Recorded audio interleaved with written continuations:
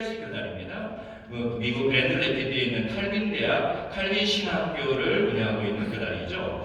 여기에도 헌법에 보시면 목사 제18조에 보시면 목사가 은퇴할 연령이 되었거나 또는 신체적 혹은 정신적 질환으로 목사 직분을 수행할 수 없을 때 은퇴할 수 있다. 근데 여기에서 특이한 게요, 목사가 은퇴할 연령이라고만 말했지 나이는 명시가 되지 않았습니다. 그냥 은퇴할 연령 이렇게 되고요. 그런데 18조 고칙에 보시면 은퇴란에 이렇게 기록되어 있는데요, 목사는 본인이 신앙할 경우, 이것도 아까 이전 교단과 마찬가지로 목회자의 그 의지가 반영된 헌법이라고 볼 수가 있습니다. 본인이 희망할 경우 66세에 은퇴할 수 있는 권리를 가진다라고 기록되어 있습니다. 그 다음에 RC 미국 개혁교회입니다. 미국의 개혁주의 전통의 화란 이민자들이 세운 교단인데요. 이 교단의 헌법을 연구해 보니까는 이렇게 기록되어 있습니다. 헌법 제1부 정치 제10항에 한 교회의 목회자의 나이가 70이 되면 예외적으로 이 교단은 70세를 규정하고 있더라고요.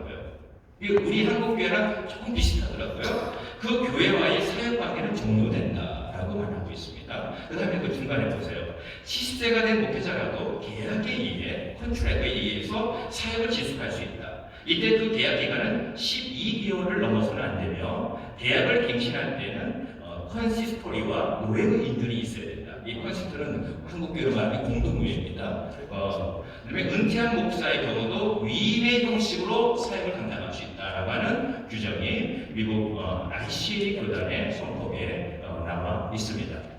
미국 남침내 교회, 남침내회, 미국 굉장히 큰 침내회 교단이죠. 여기를 살펴봤더니 한국과 유사합니다.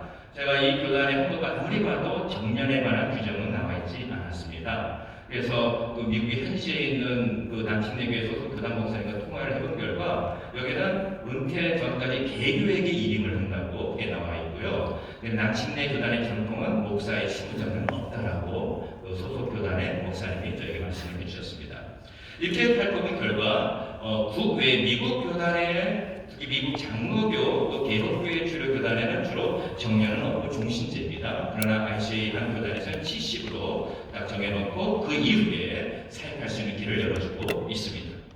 자, 그러면 저는 이 시간에 정년제가 그럼 본 교단에 어떤 영향을 미칠까라고 하는 차원에 있어서 긍정적인 면과 부정적인 면을 함께 소개하기를 원합니다.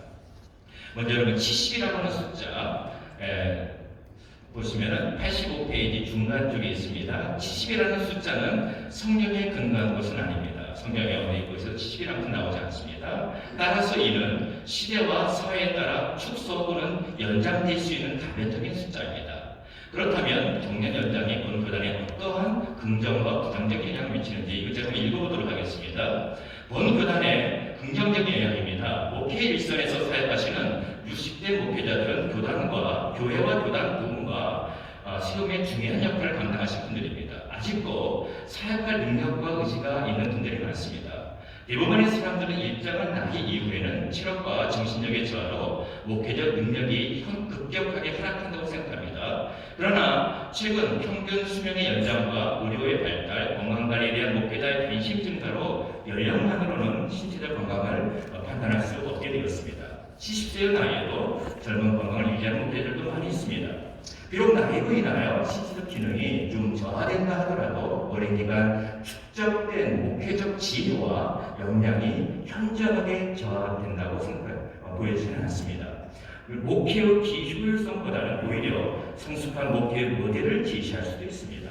본 교단의 개혁주의 신학 전통과 믿음의 선배들의 훌륭한 목회적 자세를 전수받아 성실하게 건강하게 목회하는 연로한 목회자들은 오히려 우리 교단의 귀중한 영적 자산이며 교단을 지탱하는 버팀목입니다. 따라서 평균 수명 증대로 인한 정년 연장에 대한 긍정적인 논의는 시작하는 것이 바람직하다라고 보여집니다. 두 번째는 목회자 수급의 불균형에 대한 대안입니다. 저도 이전 양교수님과 같이 교단에 의뢰를 했는데 동일한 통계 지표를 받아왔습니다. 여기에서 특징인 것이 아까 다 설명을 드렸기 때문에 몇 가지만 말씀드리자면은 향후 10년에 중간직입니다. 10년 안에 6,681명의 목회자가 은퇴를 하며 27세에서 49세 목회자 수가 4,800명, 25%에 그칩니다.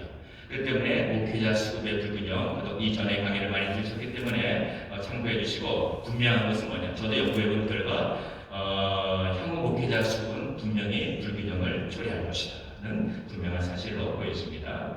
그 다음에 세 번째, 농어촌 지역의 교회와 교회의 노예 안정과 발전을 도모할 수 있습니다. 농어촌 지역의 노예를 중심으로 정년 연장에 대한 편의가 많이 있습니다.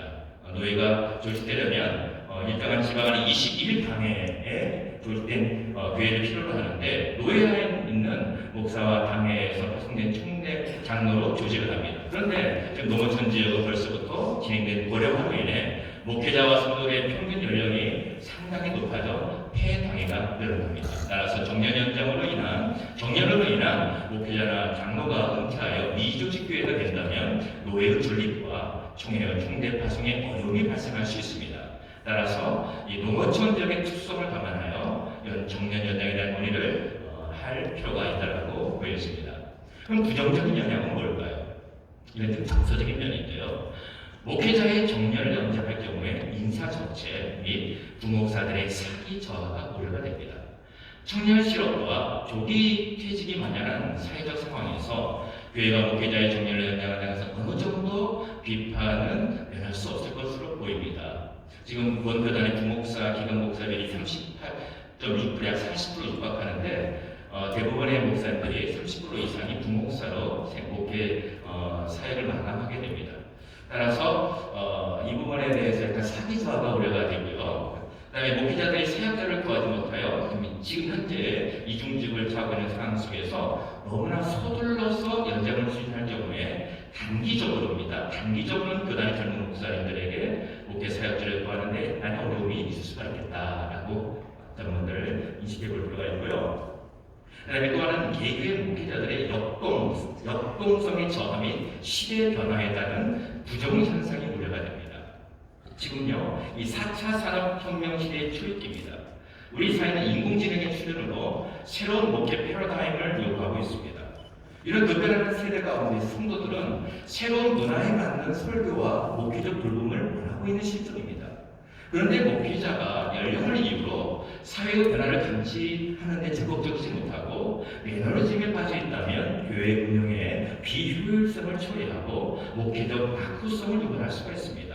또한 이로 인하여 교단과 교회의 미래인 젊은이들의 교회 유입이 저하될 수 있는 문제가 발생할 수 있다는 점을 고려해야 할 것입니다.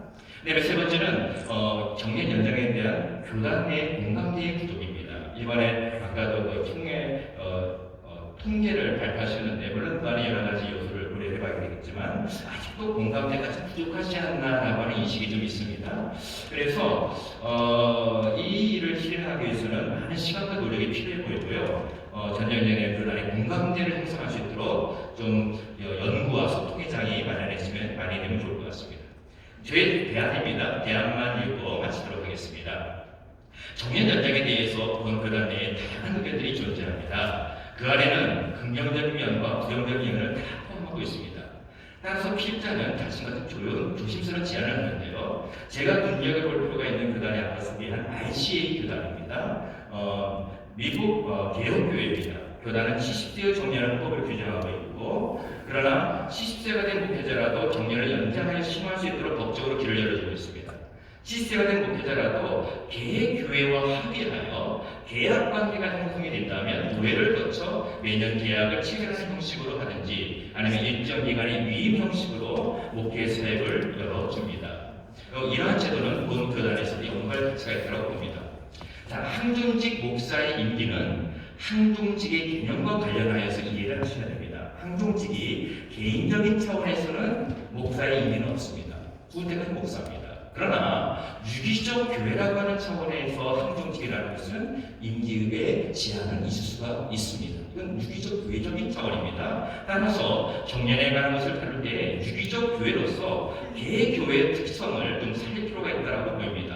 전체 교단의 일률적인 정년 연장은 축소가 아닌 현 정년을 유지하면서도 대교회의 실정에 맞게 탄력적으로 목회자의 정년을 고려하는 것도 있을 수가 있을 것이고요. 정년 제도는 각 교회의 목회 방식, 교회의 문화, 담임 목회자와 성도들과의 관계 등 목회 환경에 따라 상이할 수밖에 없습니다. 따라서 청년연장이나 특소 같은 문제는 각 교회의 사정에 따라 어느 정도 고려를 해보는 것이 바람직할 것입니다. 우리나라 교회 현실을 볼 때 미국의 주요 교단과 같이 급격하게 폐지 또는 금지는 현실적으로 조금 어렵다라고 저는 생각이 됩니다. 따라서 교단 내에서 정전에 대한 큰 틀을 제시하고 그 안에서 단기적인 연장이나 개교의 목회 환경을 고려하여 개교의 리그나 공동회와 소속의회를 통하여 어느 정도 선에서 연장할 수 있을지에 대한 자율성을 부여하는 것을 고려해 보면 좋겠다라고 저는 제안을 하게 됩니다.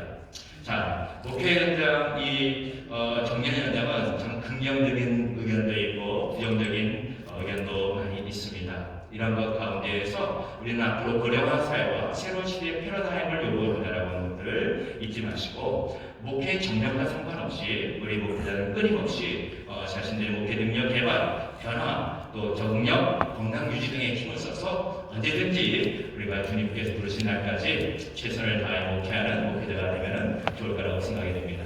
경청해 주셔서 감사합니다.